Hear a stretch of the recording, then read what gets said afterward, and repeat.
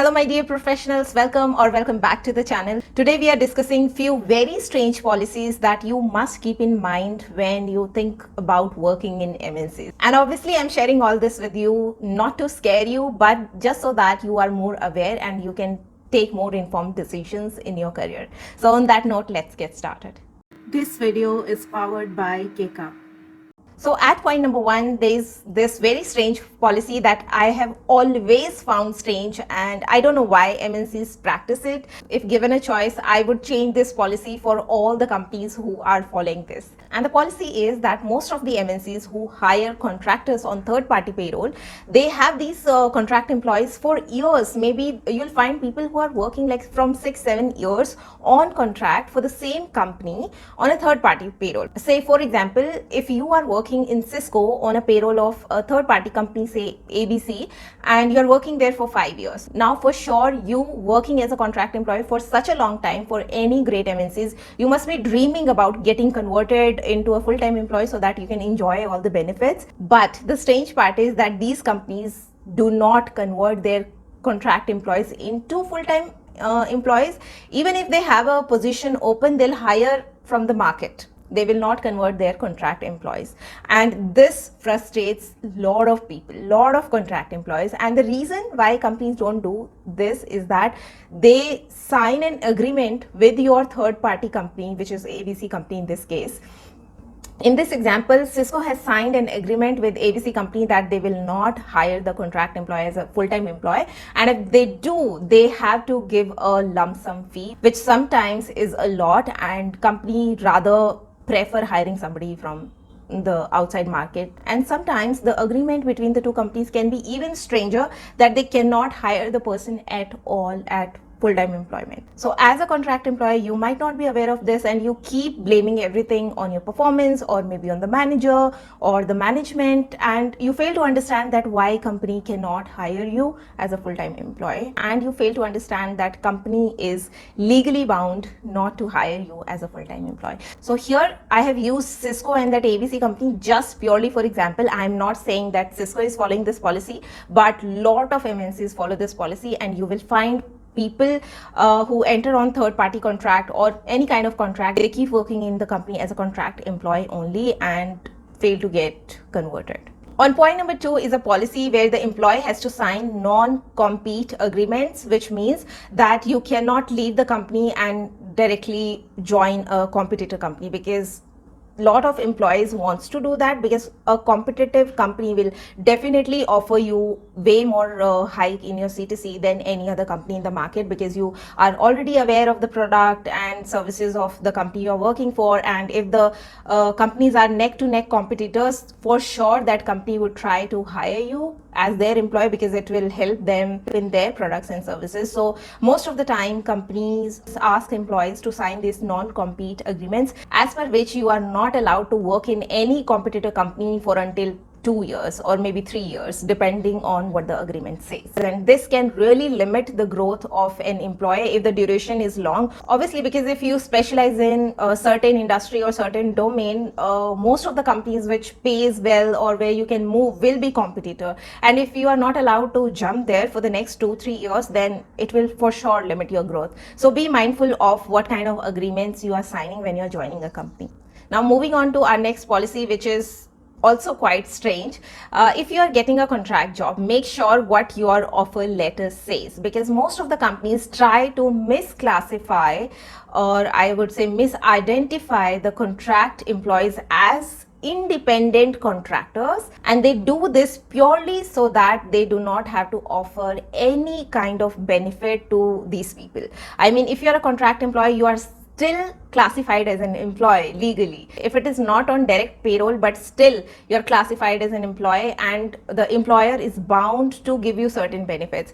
But wherever this independent contractor term comes, employer is not liable to give you any kind of benefits, be it your health benefits or be it your other benefits, example paid vacations, time off, and all of that stuff. So keep in mind what you're signing, because independent contractor and a contract employee is not the same thing. Next on the list is a policy to pay no bonus, no variable pay if you are not present in the company at the day of the bonus dispersal or whenever that variable pay is paid in the company. So most of the MNCs have this specific date when they give out the bonuses. It is not paid out with the regular salary, either in mid of the year or maybe towards the end of the year the company pays out the bonus, or you can say any variable component which was a part of your CTC, it is paid out separately in some month of the year. It depends on the company how they have designed it. So if, say for example, you have resigned from your job and your last date of work falls on 25th of October, let's just assume, and but this year the bonus is getting distributed on 26th of October, then you will not get your bonus at all or your variable pay at all, even if it is in lakhs. You will lose it just because your last working day is 25th, and in that case, no matter whom you approach, what you say, this will not get changed for anything, and you will for sure lose out on your bonus or your hard-earned variable pay.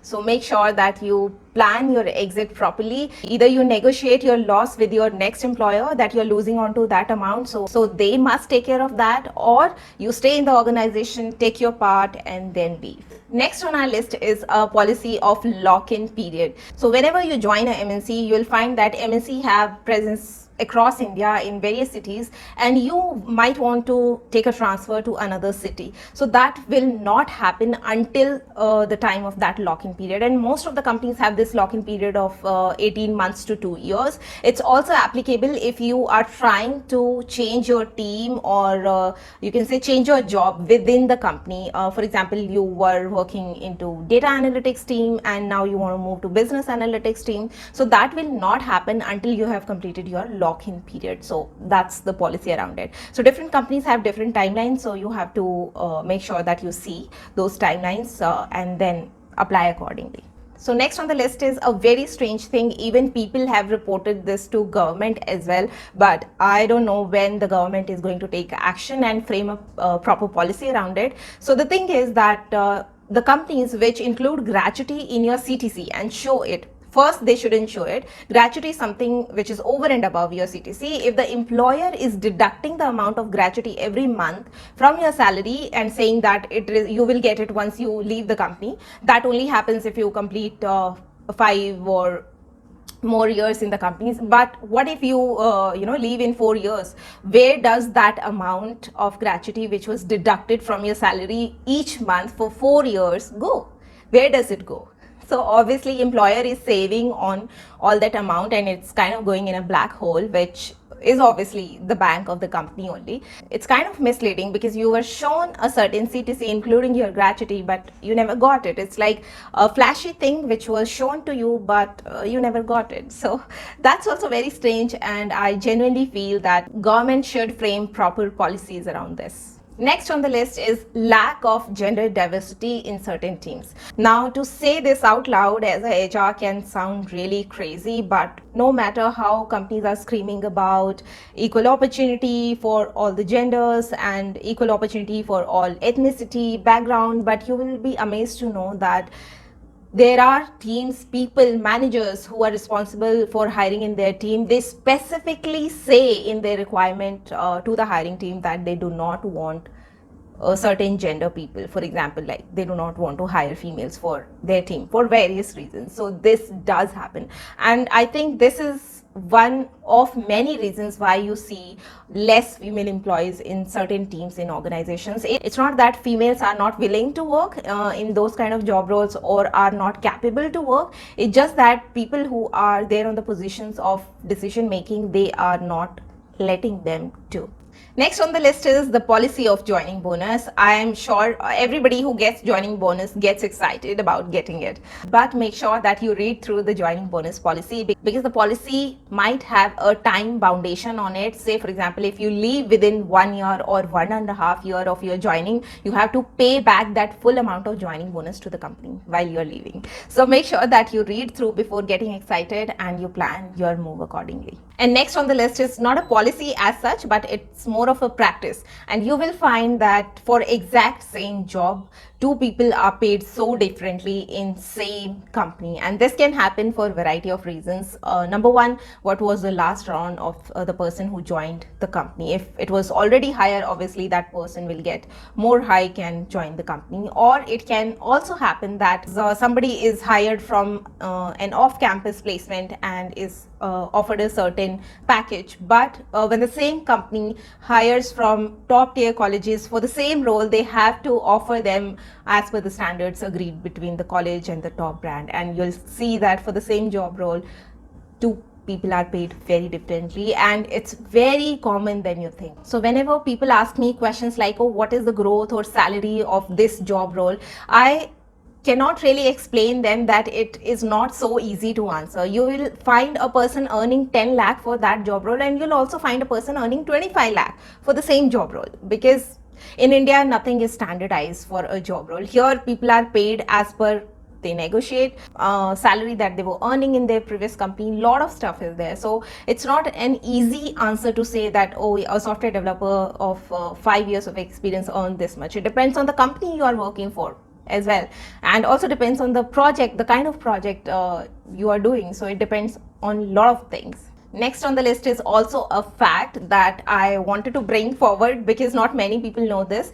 In MNCs, when you grow higher as an individual contributor in doing the individual contributor work, as in you are hands-on with your software development, programming, analytics, so whatever you are doing, if you are an individual contributor and you rise above to the level of principal architect or somebody on the similar scale or above, it's very common to find that the managers of those teams, those people are paid less than these people. So this misconception that managers always earn more because they have a manager title than the team they are handling, it's quite a myth. I mean, you can very easily find cases where a technical person who is delivering as an individual contributor can be paid very highly than the manager who is managing that person, and people are fine working like that. So next policy on the list is very crucial. Everybody must pay attention to this, that your offer letter or your employment is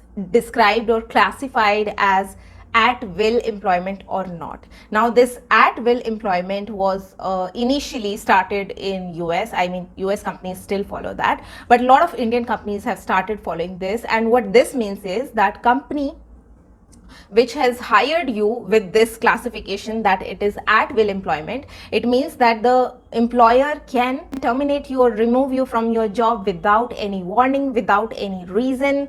You know, just they just felt like it, or they don't need you, or whatever the reason may be. They do not even need to communicate the reason to you. They can just let you go without any reason, without any notice, nothing at all. This is called at will employment. Obviously it is applicable for both the parties if it is so, but you have to be careful, because then your benefits, your notice period thing becomes invalid. So make sure that if this thing is mentioned in your offer letter or your appointment letter, you understand it well, you negotiate it with your employer and get clarity on it, because this is a very scary statement. And from my experience, I can say in India, we do not work like this. We have notice period, and even if a company terminates somebody, they have to pay the notice period money to the employee, even if they are letting the employee go immediately. Companies are liable to pay that money to the employee. But if it is at will employment, there's nothing at all. So make sure that you read your documents thoroughly and then sign them. So guys, these were some really strange and to be cautious of policies and facts. Hope you found them valuable and this information helps you take your decisions more wisely in your career. With that, I'm signing off. If you still have any queries, you can put them in the comment section. I'll try to answer them to the best of my abilities. You keep on watching more content on Corporate Diaries to be corporate ready, and I'll see you in my next one. Till then, stay safe and healthy. Take care. Bye.